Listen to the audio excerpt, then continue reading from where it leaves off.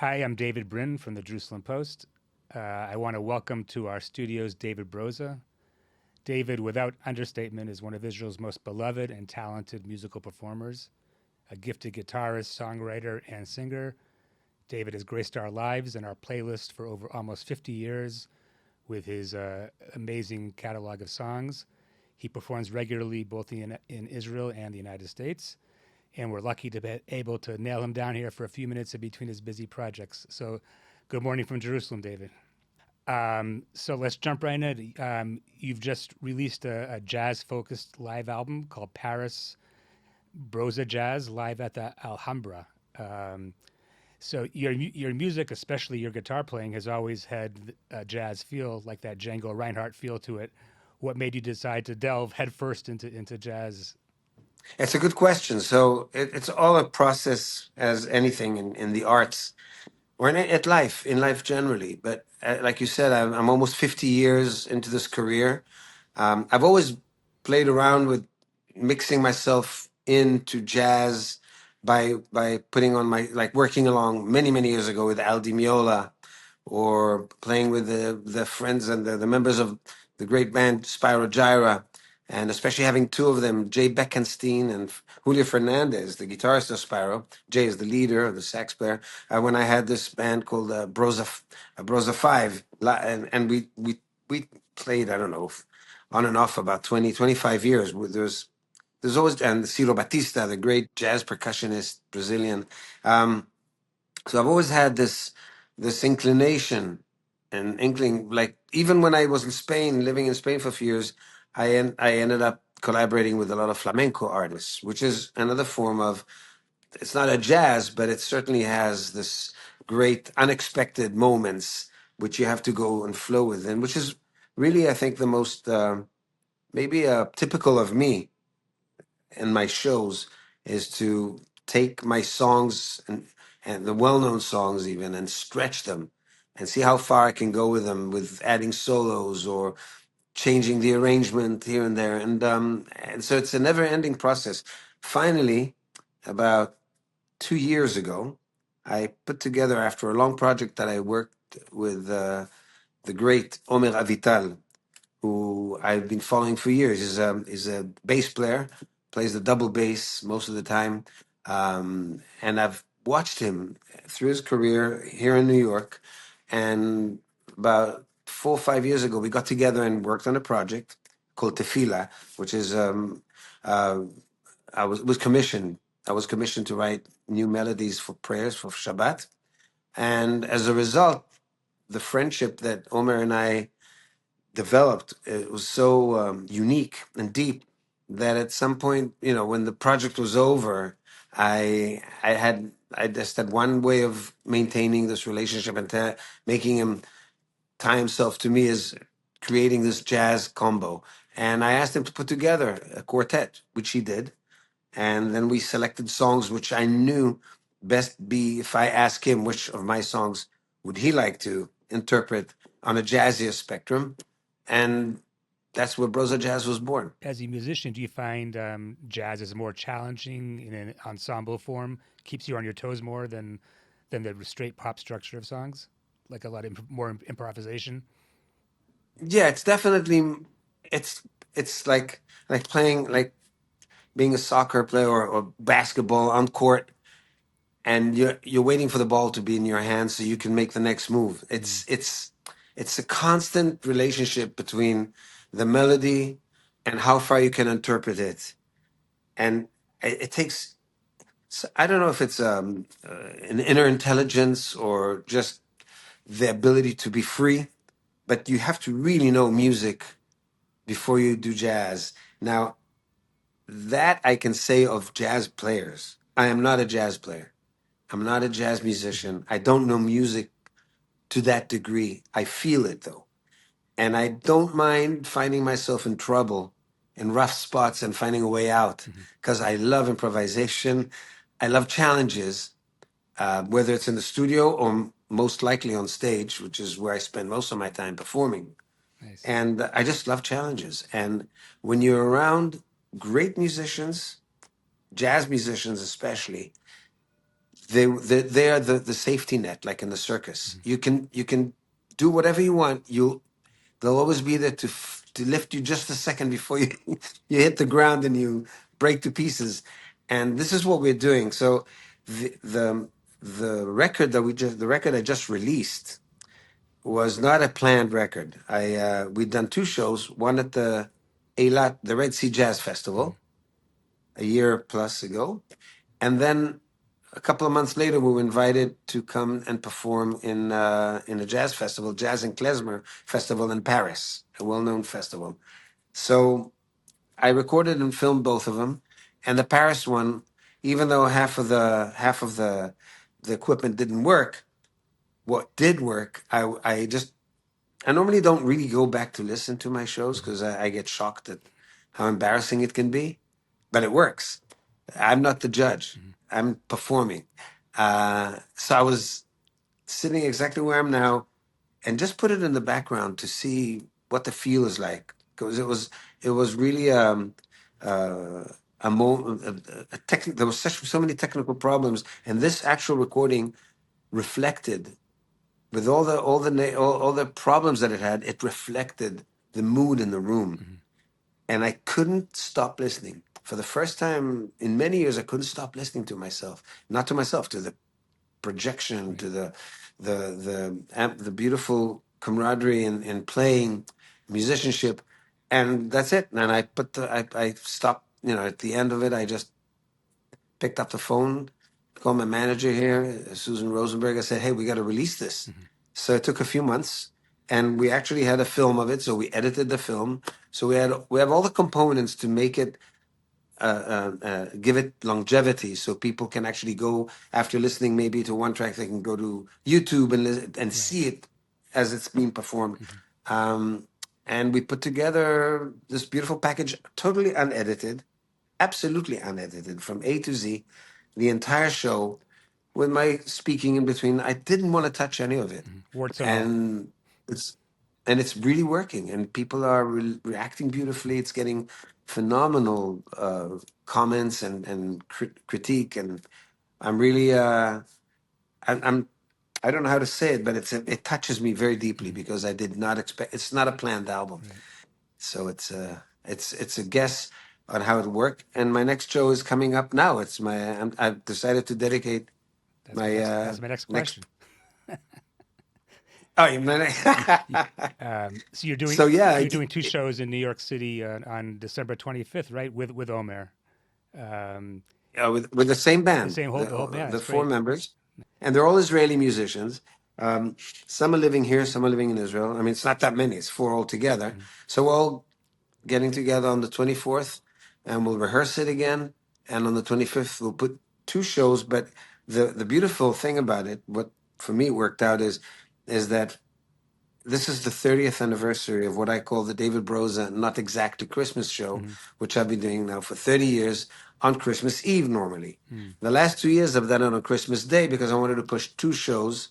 And besides that, instead of doing it in a theater where people sit and really just relax watching, I want people, it's a festive night, a festive day, Christmas Day. So I wanted people to be able to drink and eat. And so we're doing it at a place called the City Winery, which is a beautiful performance place and very intimate. And we'll be doing two shows, a 3:30, 7:30. We did that last year and it really worked well for the audience and worked well for us.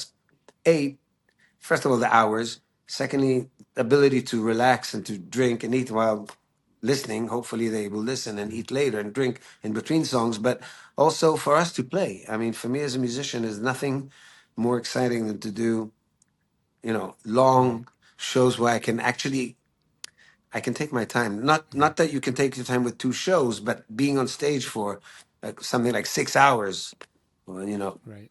close to that. It's just for me, it's a gift. So Right. I'm really looking forward to that and to seeing the musicians again. So you provide a great alternative to Israelis in New York instead of going out for Chinese food on Christmas, which is the tradition. They go to the David Broza show. Yeah, Israelis and Jews at large. We used to do it when I started it.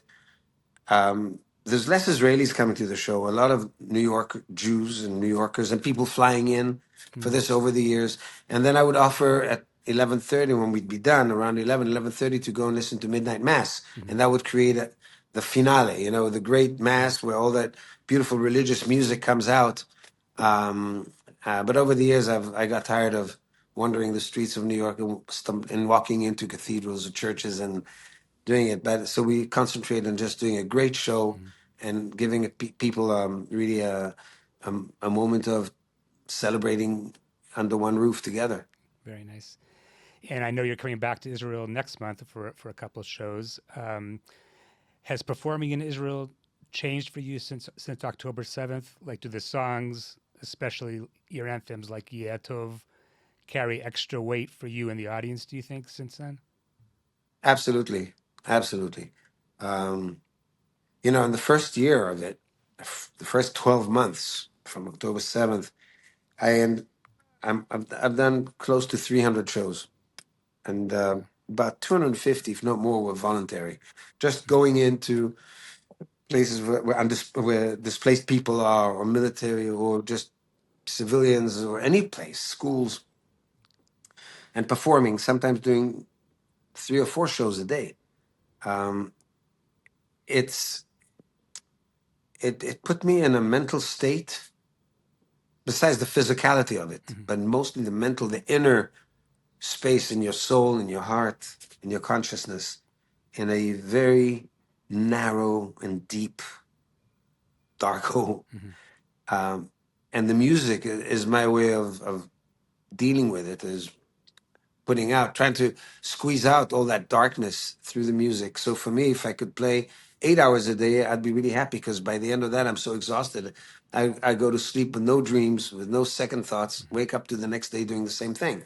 Um, but the following year, the second year, just a little less, like 250 shows. Hmm. And I find today, now that, you know, almost all the all the living hostages and the abducted bodies of those who fell and died, and now hopefully the last two are going to be returned. There is a relief, and I think, in my case, the performances during these 2 years were under duress and traumatic. Hmm. I was like everybody in trauma. I found the same while I was performing, and I did this here in the United States. I would actually, in the first year, I would call some synagogues and ask them if they have an open day with no activities, like a Sunday afternoon maybe, and I'd walk in and just do a show and go away. Hmm. Whether it was in New York City, Los Angeles, and different areas, and also coming to gatherings of the federation in different places, Hmm. and everybody was trying to find a way to unite and to get their strength together, and that included me. Right. I see into it, and I'm part of it. Hmm. Nice. And there's some wonderful things that come out of this, but the most difficult one to deal with is the trauma. And now, this is what I'm getting to. Now that this is almost behind us, you're beginning to take off the shield Hmm. that you put on October 7th, like in any war, that you put on in any moment of extreme, hard experience, a situation. It's a survival mode. And when you don't need the survival mode anymore, you start letting go. That's where the cracks start to open, I feel, not Hmm. in just in my soul, in every person I watch, every person I meet, whether it's here in the Jewish community, Israeli community, where in Israel, of course, on the street. Nope, nobody gets any. There's no way out of it. There's ways of dealing with it, and every person with their own ability. But it does affect my singing. It does affect my performance. And songs like Yetov become wow. I'm sure there's lots of tears in the audience. Even talking about Uh-huh. it. But I have songs like Homecoming, Bikur Moledet. I could not sing for two Hmm. years. I just sang it now in Montreal and in Toronto, Hmm. I think, or maybe Miami and in Toronto. I just finished also a tour in the States, and I just threw it into the set, and I was able to sing it. I can't sing it because the words evoke so much Hmm. pain, so much deep pain, not pain per se. Coming back home to the town or the neighborhood that you grew up in 20 years after you left it, Mm. and wondering where everybody's gone. So it takes on a very, very different meaning and Mm. connotation, and it makes it hard. But then the positive side of it is it brings out, for example, going back to the BrozaJazz, the album, there's one unique, very unique moment in that show in Paris where I stay alone with a pianist and we deliberate on Yetov. I let him fly. Mm. Just take it anywhere you want. Find when I come in and when I let you play. And it becomes an 11 or 12-minute rendition, Yeah. which is, it's not even a rendition. It's an experience. And when I heard it back, I really believed it. Mm. And I remember the choice while he was playing Eden Ladin, who is a phenomenal pianist, phenomenal. And I'm hearing his fingers flying over. He's not sure where he's going. Mm. And then I hear the pause and I suddenly realize, okay, he's allowing me back in. And those words mixed with the music and with the presence of an audience. It's a full house, 600 seats in the Alhambra, a beautiful old theater in Paris. Jews, some Israelis, everybody's French really. There's outside on the streets, we're expecting protests and you know a lot of a lot of provocations but nothing. The streets are quiet. Nobody bothers. Nobody comes. We're there. We're performing. I don't even know what's going on outside, but I can feel there's a serenity and a depth which is recorded. And so this is to your question: has anything changed? A lot has changed. A lot is still changing, and it's going to take twists and turns. And meantime, I'm performing. I do hundreds of shows a year, and it helps me be a better artist. And I think I'm nicer to myself. I don't suffer like an average Jew. I managed to overcome the pain. I'm cynical, but truth of the matter is, these are such difficult times that my role as an artist becomes, for me, very prominent and very important. So you recently celebrated your 70th birthday, so Mazal Tov on that. How do you sum up a 50-year career? What do you look forward to coming next? You just did this jazz album. What's next? A hip hop album, or what area do you want to delve into? Yeah, yeah. Well, I could do um, collaborations with hip hop artists, with anybody. I just have to be myself and have to have the willingness from the other side or the other performers to work with me. Certainly, I'm working on new material, constantly recording. Um, I'm recording in Hebrew predominantly, but also I have some Spanish material that I'm working on because I love that language and I really want to continue putting out songs, and of course some American English spoken songs with collaborations with people even like Steve Earle, with whom I collaborated over the film and album East Jerusalem, West Jerusalem 10 years ago, and which was a phenomenal collaboration and a great project, and a great project within which I could get to meet Steve Earle and really understand the depth of his work, and also expose him to the Israeli-Palestinian reality, and have him become either dedicated to it, impressed by it, or wanting to run away from it. And he actually became pretty much sold on it and loves it and believes in it and loves the people that he met on both sides of the spectrum and of the conflict. And we maintain very close relationships. So these things help me also in thinking of, okay, what am I doing next?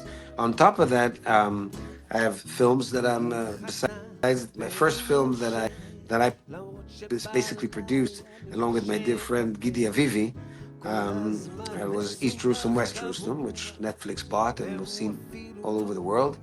And now there's a new film that's going to come out in February, more of a biographic on a particular chapter in my life, and I have two or three other films in the right now in the makings, because I'm learning this field not in order to become a film producer, but in order to be able to expand on my storytelling and ability to bring to an audience a new aspect of my storytelling, which is always based on music and around music.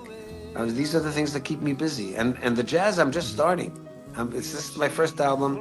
These musicians are brilliant. Omer Avital is one of the best companions on this road and best partners that I could think of musically. He's a musical director. He helps me. Um, I can be at ease when I get on stage or when I come to rehearsals under his baton and his rule. The way he directs. And well, it's endless. Jazz is endless. Jazz is like life. You throw them in the air, you throw the balls in the air. Sometimes you catch all of them, sometimes you miss one or two. But that's jazz. It's all part of the synergy and the dynamics of life. Good. Well, you're inspirational. Thank you very much for joining us in the Jerusalem Post studios, and good luck on December 25th.